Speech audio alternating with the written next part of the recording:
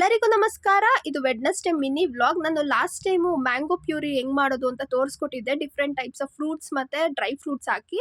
So ಈ ಸರಿ ಪಪಾಯದಲ್ಲಿ try ಮಾಡೋಣ ಅಂದ್ಬಿಟ್ಟು ಪಪಾಯದಲ್ಲಿ ಮಾಡಿದ್ದೆ. ನಿಜವಾಗ್ಲೂ ಮ್ಯಾಂಗೋ ಪ್ಯೂರಿಗಿಂತ ಪಪಾಯ ಪ್ಯೂರಿ ನಂಗೆ ಸಖತ್ತು ಇಷ್ಟ ಆಯ್ತು, ಅಷ್ಟು ಟೇಸ್ಟಿ ಆಗಿತ್ತು. ನೀವು ಕೂಡ ಒಮ್ಮೆ ನಿಮ್ಮ ಮನೇಲಿ ಈ ಒಂದು ರೆಸಿಪಿನ ಟ್ರೈ ಮಾಡ್ಬೋದು, ತುಂಬಾ ಚೆನ್ನಾಗಿತ್ತು. ನಂಗೆ ಸಖತ್ ಇಷ್ಟ ಆಯ್ತು ಈ ಒಂದು ಪಪಾಯ ಪ್ಯೂರಿ, ಅಷ್ಟೇ ಟೇಸ್ಟಿಯಾಗಿ ಕೂಡ ಇತ್ತು.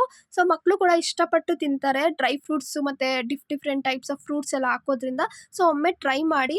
ಈ ರೀತಿ ಪಪಾಯನ ನಾನು ಚಿಕ್ಕ ಚಿಕ್ಕದಾಗಿ ಕಟ್ ಮಾಡ್ಕೊಂಡು ಮಿಕ್ಸಿ ಜಾರಲ್ಲಿ ನುಣ್ಣಗೆ ರುಬ್ಕೊಂಡ್ಬಂದೆ. ಇದಾದ್ಮೇಲೆ ನಾನು ಲಾಸ್ಟ್ ಟೈಮ್ ತರನೇ ದ್ರಾಕ್ಷಿ, ಗೋಡಂಬಿ, ಬಾದಾಮಿ, ಪಿಸ್ತಾ, ಅಂಜೂರ, ವಾಟರ್ ಮೆಲನ್ ಸೀಡ್ಸು ಮತ್ತು ಪಂಪ್ಕಿನ್ ಸೀಡ್ಸು ಇಷ್ಟು ಕೂಡ ಹಾಕೊಂಡು ನಾನು ಕುಟ್ಟಣಿಗೆಯಲ್ಲಿ ಕುಟ್ಕೊಂಡೆ.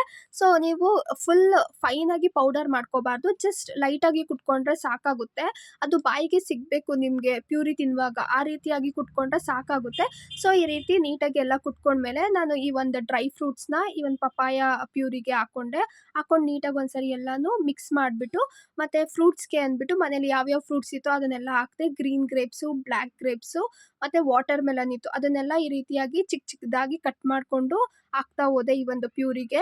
ಸೊ ನಿಮ್ಮ ಮನೇಲಿ ಯಾವುದೇ ಫ್ರೂಟ್ಸ್ ಇದ್ರೂ ಹಾಕೊಬಹುದು. ನೀವು ಮ್ಯಾಂಗೋ ಇದ್ರೆ ಮ್ಯಾಂಗೋ ಕೂಡ ಹಾಕೊಬಹುದು, ಈ ತರ ಚಿಕ್ಕ ಚಿಕ್ಕದಾಗಿ ಕಟ್ ಮಾಡ್ಕೊಂಡು. ಅಥವಾ ಕಿವಿ ಫ್ರೂಟ್ಸ್ ಇದ್ರೆ ಕಿವಿ ಫ್ರೂಟ್ಸ್ ಕೂಡ ಈ ತರ ಚಿಕ್ಕ ಚಿಕ್ಕದಾಗಿ ಕಟ್ ಮಾಡಿ ಹಾಕೊಬಹುದು.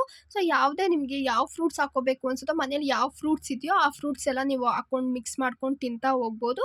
ಸದ್ಯಕ್ಕೆ ನಮ್ಮ ಮನೇಲಿ ಇದ್ದಿದ್ದು ಈ ಒಂದು ಮೂರೇ fruits, black grapes, green grapes, watermelon. ಹಂಗಾಗಿ ಎಷ್ಟಿತ್ತೋ ಅಷ್ಟನ್ನ ನಾನು ಈ ರೀತಿಯಾಗಿ ಚಿಕ್ಕ ಚಿಕ್ಕದಾಗಿ ಕಟ್ ಮಾಡಿಕೊಂಡು ನಾನು ಏನು ಪ್ಯೂರಿ ಮಾಡಿ ಇಟ್ಕೊಂಡಿದ್ನಲ್ಲ ಅದಕ್ಕೆ ಹಾಕೊಂಡು ನೀಟಾಗಿ ಮಿಕ್ಸ್ ಮಾಡಿಕೊಂಡೆ.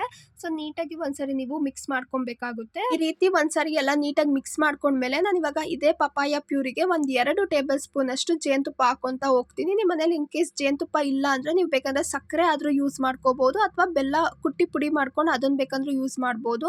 ಸೊ ನಮ್ಮ ಮನೇಲಿ ಜೇನುತುಪ್ಪ ಇದ್ದಿದ್ರಿಂದ ಅದು ಆರೋಗ್ಯಕ್ಕೆ ಒಳ್ಳೇದು ಅಂದ್ಬಿಟ್ಟು ಜೇನುತುಪ್ಪ ಹಾಕೊಂಡೆ. ಎಸ್, ಇದಾಗಿತ್ತು ನನ್ನ ಇವತ್ತಿನ ಈ ಒಂದು ಮಿನಿ ವ್ಲಾಗ್. ನಿಮ್ಗೆಲ್ಲ ಇಷ್ಟ ಆಗಿದೆ ಅಂತ ಅನ್ಕೊಂತೀನಿ. ಇಷ್ಟ ಆಗಿದ್ರೆ ಈ ಒಂದು ವಿಡಿಯೋಗೆ ಲೈಕ್, ಶೇರ್, ಕಮೆಂಟ್ ಮಾಡಿ. ಇನ್ನು ಯಾರೆಲ್ಲ ನನ್ನ ಚಾನಲ್ಗೆ ಸಬ್ಸ್ಕ್ರೈಬ್ ಆಗಿಲ್ವೋ ದಯವಿಟ್ಟು ಮೇಘನಾ ಮನೋಜ್ ಗೌಡ ಯೂಟ್ಯೂಬ್ ಚಾನಲ್ಗೆ ಸಬ್ಸ್ಕ್ರೈಬ್ ಮಾಡ್ಕೊಳ್ಳಿ ಅಂತ ಹೇಳ್ತಾ ಈ ಒಂದು ಮಿನಿ ವ್ಲಾಗ್ನ ನಾನು ಇಲ್ಲೇ ಮುಗಿಸ್ತಿದ್ದೀನಿ. Thank you so much for watching my video.